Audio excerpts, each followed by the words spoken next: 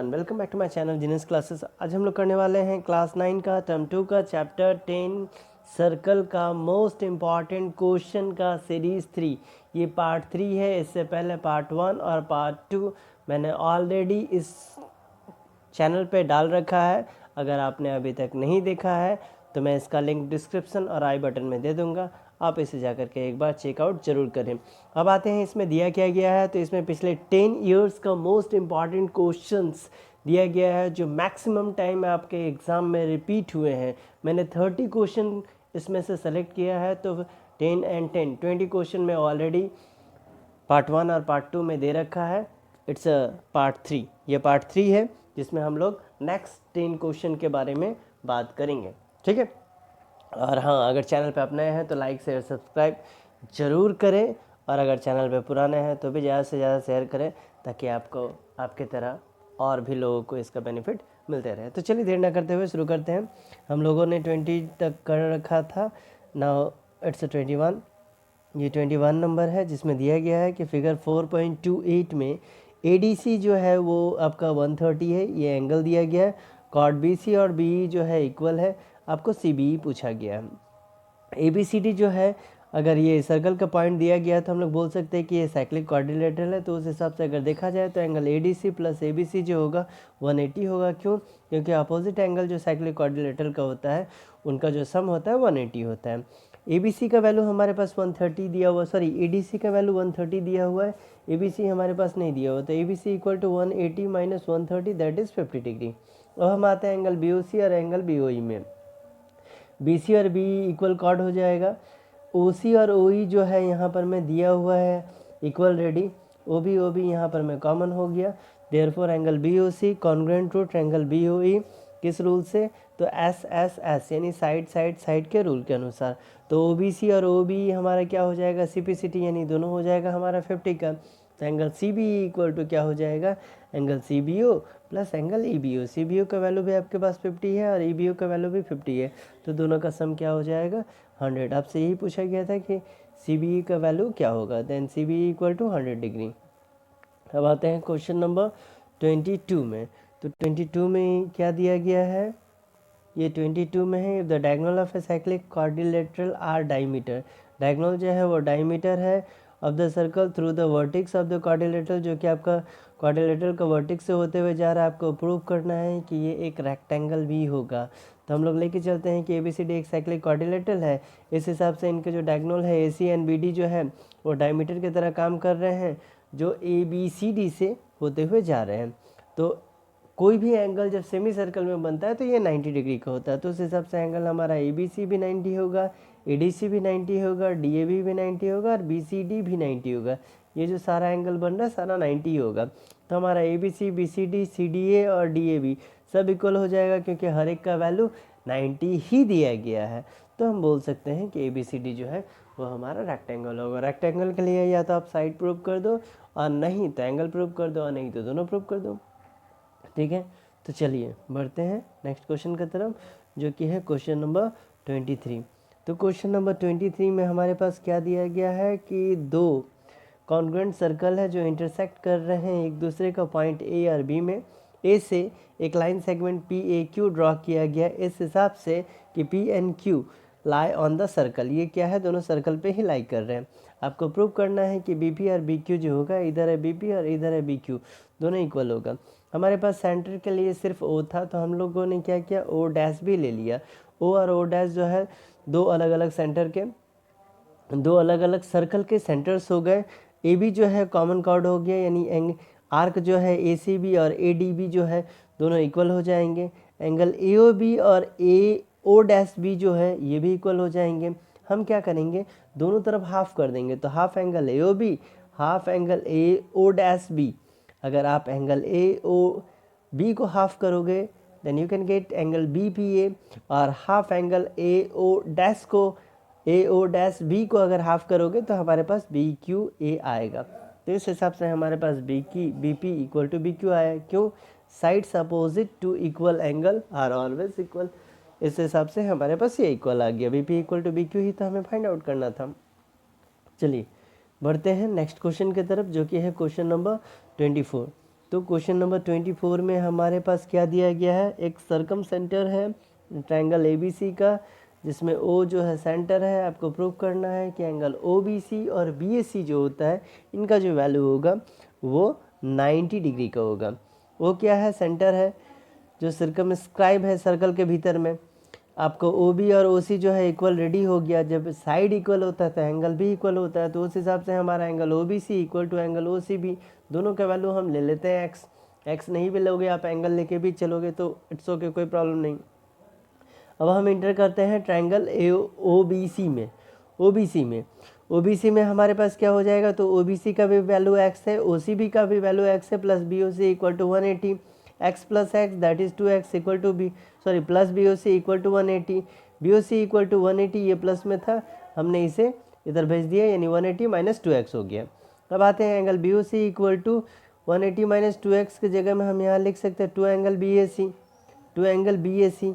आप जान रहे हैं ये एंगल इसका डबल होता है, तो एंगल BOC की जगह हमारे पास क्या लिखा हुआ 180 माइनस 2x, और एंगल 2 एंगल BAC तो हमारे पास ऑलरेडी है। 2 से अगर हम कॉमन इसको कट कर देंगे तो हमारे पास आ जाएगा 90 माइनस एक्स, और इधर आ गया BAC, तो angle BAC plus angle OBC equal to 90 minus x plus x. तो हमने क्या किया, दोनों तरफ OBC को ऐड कर दिया, इधर OBC के जगह OBC ही लिख दिया, इधर OBC का हमने वैल्यू रख दिया, तो x प्लस एक्स जो था माइनस एक्स प्लस एक्स, ये दोनों कट हो गया, तो BAC plus angle OBC equal to 90 degree. यही तो आपसे पूछा गया था। चलिए बढ़ते हैं नेक्स्ट क्वेश्चन की तरफ, क्वेश्चन नंबर 25 में।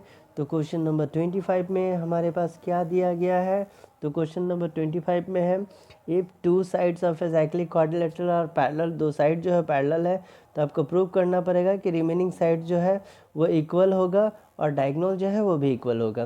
तो हम लोग लेके चल रहे हैं cyclic trapezium in which AB parallel to DC, AB जो है वो DC के पैरेलल है। आपको क्या प्रूव करना है, तो AD इक्वल टू BC ये प्रूव करना है, और AC इक्वल टू BD ये भी प्रूव करना है। तो AB पैरेलल है DC का और BC जो है ट्रांसवर्सल है, उस हिसाब से angle ABC plus BCD equal to 180 हो जाएगा, सम ऑफ इंटीरियर एंगल। लेकिन हमारे पास दिया क्या गया है, angle ABC plus angle ADC जो है इनका वैल्यू 180 दिया गया, जो कि अपोजिट एंगल है साइक्लिक क्वाड्रिलेटरल का। तो 180 का आप कट कर दो तो हमारे पास आएगा angle ABC plus ADC equal to angle ABC plus BCD। देखिए आप एंगल ABC दोनों से कट हो जाएगा, तो यहाँ हमारे पास बचेगा angle ADC equal to angle BCD। अब आते हैं in triangle ADC and triangle BCD। Angle ADC equal to angle BCD अभी हमने ये प्रूव किया, इसलिए मैंने लिखा prove in equation 1। Angle DAC equal to angle CBD, ये सेम सेंटर से है, मतलब सेम एंगल से है, और DC और DC जो है ये हमारा कॉमन है। आप DC इक्वल टू DC लिखो या DC इक्वल टू CD लिखो, दोनों चलेगा। तो इस हिसाब से हमारे पास क्या आ जाएगा, angle ADC congruent to triangle BCD। कैसे, तो दो एंगल इक्वल है और एक ये साइड इक्वल है, तो आप इसको ASA लिख सकते हो। तो हमारे पास क्या आ जाएगा, AD इक्वल टू BC और ACD equal to AC equal to BD। यही तो आपको प्रूव करना था। चलिए बढ़ते हैं क्वेश्चन नंबर 26 में। इस क्वेश्चन को मैं एक और तरीके से आपको बता दूंगा, आई होप कि मैंने ऑलरेडी मेंशन कर रखा हो। If O is the circum centre of a triangle ABC, जहाँ पे OD जो है परपेंडिकुलर है BC का, आपको प्रूव करना है कि BOD जो होगा वो एंगल A का इक्वल होगा। तो हमारे पास क्या दिया हुआ है कि ABC जिसका सर्कम सेंटर है O और OD जो है परपेंडिकुलर है BC का, आपको प्रूव करना है कि BOD equal to angle A होगा, यानी एंगल A होगा। हम ज्वाइन कर देते हैं OB और OC को, तो इन ट्रायंगल OBD और OCD के हिसाब से अगर हम लोग देखेंगे तो OB इक्वल टू OC हो जाएगा, क्योंकि इक्वल रेडी है। OD हमारे पास कॉमन हो जाएगा, तो दो हमारे पास यहाँ पर में मिल गया।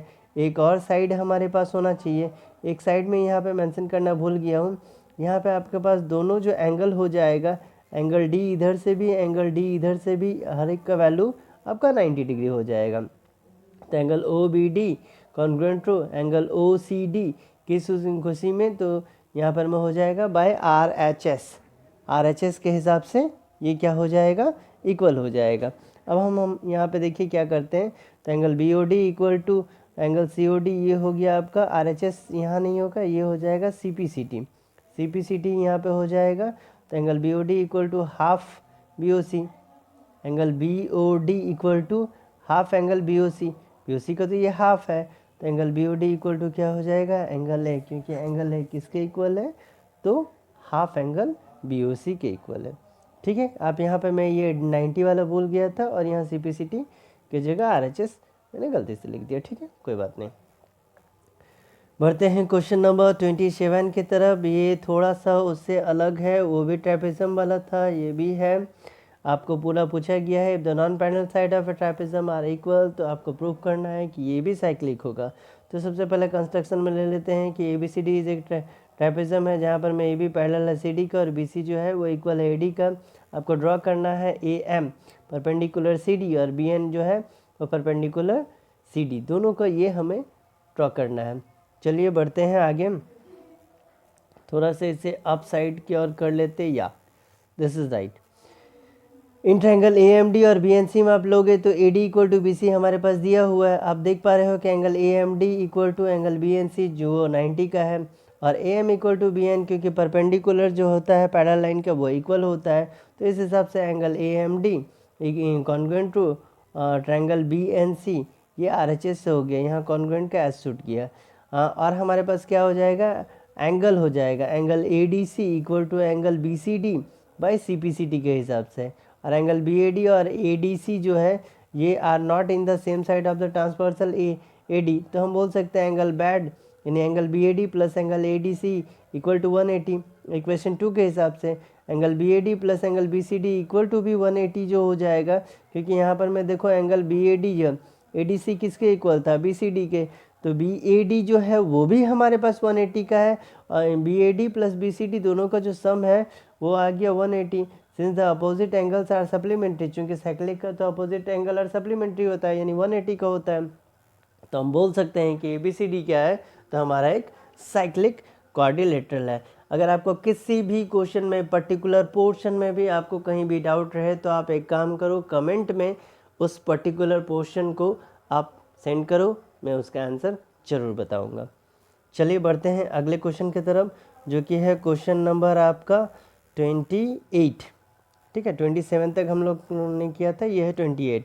इसमें क्या दिया गया, if N isosceles triangle ABC जो है वो एक आइसोसेलेस ट्रायंगल क्या था, जिनके दो साइड इक्वल होते हैं, जहाँ पे AB जो है AC के इक्वल है, और सर्कल जो है उसके थ्रू पास हो रहा है जहाँ पर में B एंड C इंटरसेक्ट कर रहा है एक दूसरे को AB एंड AC में, और D एंड E जो है उस पर आपको प्रूव करना है कि DE पैरेलल टू BC होगा। क्या बोला गया है, a circle passing through B and C, एक सर्कल B और C के थ्रू पास कर रहा है, इंटरसेक्ट कर रहा है साइड AB और AC को, कहाँ पर में, तो D और E पे। आपको प्रूव करना है कि DE जो होगा पैरेलल होगा BC के। तो चलिए AB इक्वल टू AC तो हमारे पास दिया हुआ है क्योंकि आइसोसेलेस ट्रायंगल है, जब साइड इक्वल होगा तो नो डाउट एंगल भी आपका इक्वल होना चाहिए, तो angle ABC equal to angle ACB, ये हो गया इक्वेशन 1। क्योंकि साइड जो BD है साइक्लिक क्वाड्रिलेटरल का है, तो BCED जो है उसको हम लोग A तक प्रोड्यूस किए कर दिए हैं, तो angle ADE equal to angle ACB ये भी हो जाएगा इक्वल इक्वेशन 2 में, क्योंकि exterior angle ADE equal to interior of opposite angle C। तो इक्वेशन 1 और 2 से हम लोग देख पा रहे हैं कि ACB और ACB देखिए दोनों में कॉमन है, तो ये कट हो जाएगा, तो हमारे पास angle ABC equal to angle ADE बचेगा, but these are the corresponding angle, ये तो करस्पॉन्डिंग एंगल है, तो उस हिसाब से क्या हो जाएगा, तो DE जो होगा वो आपका पैरेलल हो जाएगा किसके, तो BC के। ठीक है, DE जो है वो पैरेलल हो जाएगा किसके, तो BC के। चलिए बढ़ते हैं क्वेश्चन नंबर 29 की तरफ।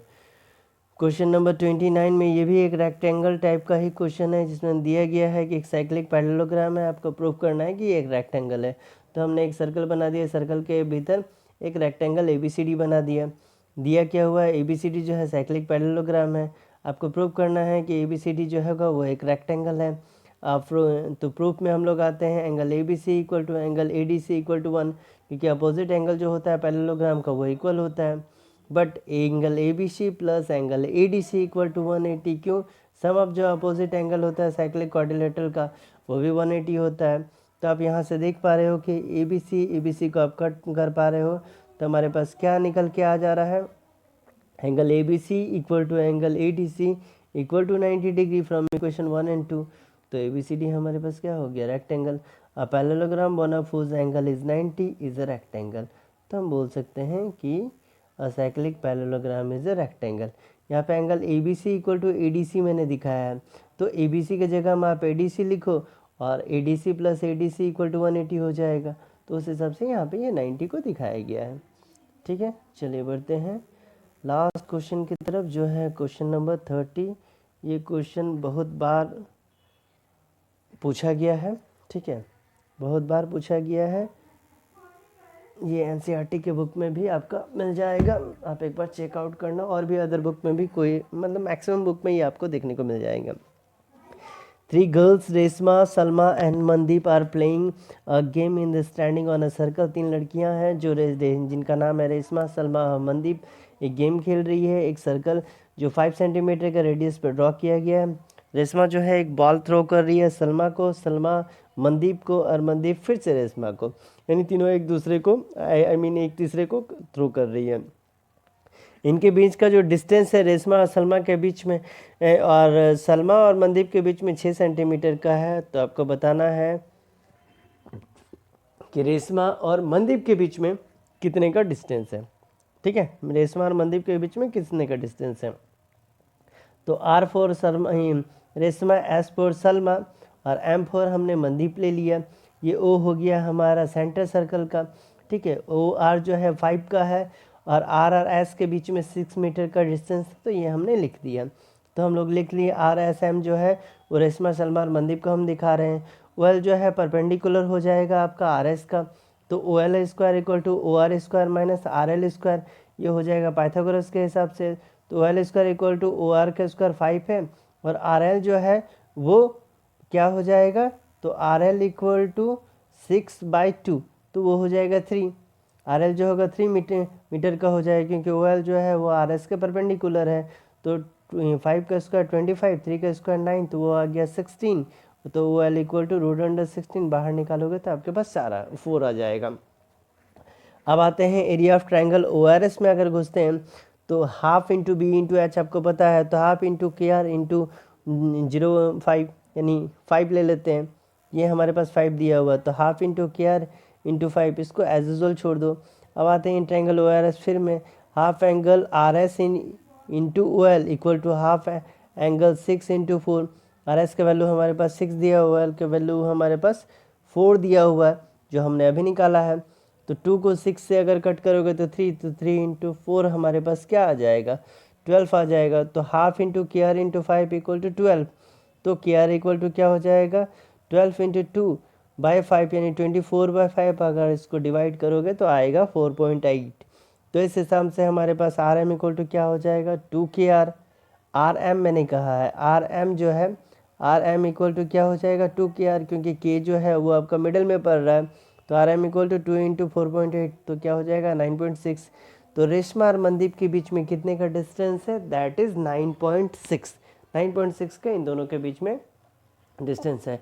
तो ये था हमारा क्वेश्चन नंबर 30 किसका, तो सर्कल का, 9 का सर्कल का मोस्ट इम्पॉर्टेंट क्वेश्चन जो पिछले 10 ईयर्स से आ रहा है, उसका ये 3rd पार्ट था। थैंक यू, टेक केयर, मिलते हैं अगले वीडियो में।